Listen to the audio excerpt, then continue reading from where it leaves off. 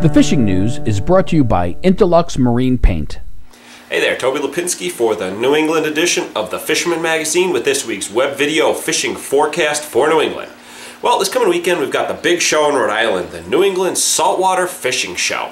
This is always a great show between the awesome list of vendors and speakers and a chance to get out and see everybody that comes out to the woodwork for this one. So really enjoy this. Fisherman magazine will be at booths 827, 828 to handle all your subscription needs. You've also got the Master Angler Guide books on hand for sale, as well as the awesome Fisherman magazine long sleeve t-shirts. So be sure to swing on by again Friday, Saturday, Sunday this weekend.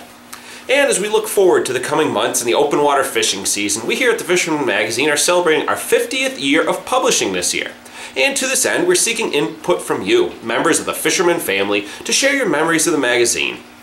Check out the story on our website and send your stories to us via email at info@thefisherman.com. We'll begin publishing some of your stories in the special commemorative 50th anniversary issue coming up this May.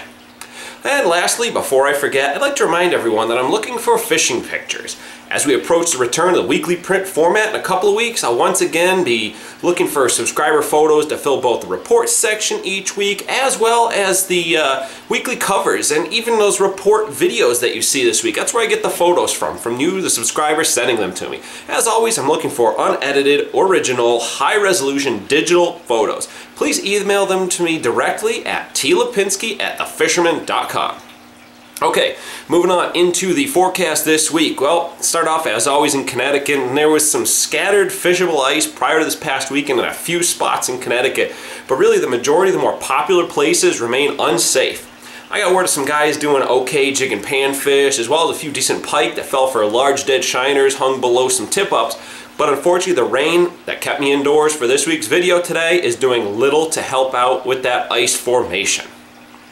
All right, moving on into Rhode Island. The boats got out for cod on over the weekend, Sunday, Monday, and they had some decent results to show for it. Both the Francis and the 7Bs report finding scattered fish as a result of last week's weather. Unfortunately, the rest of this week does not look too promising to get out there with high winds and big seas predicted. Might be a little window on Saturday or Sunday possibly for the boats to sail, but if not, you might as well just come on and see us in Providence at the Fishing Show instead. And then lastly, up in Massachusetts, despite there being no real fishable ice out on the Cape, there's still plenty of fishing going on, and according to the Goose Hummock Shop, they're doing really well at some of those open water lakes of the Cape. We got a picture of a nice 2.6-pound brown trout weighed in at the Goose this week by angler Kylie Collins.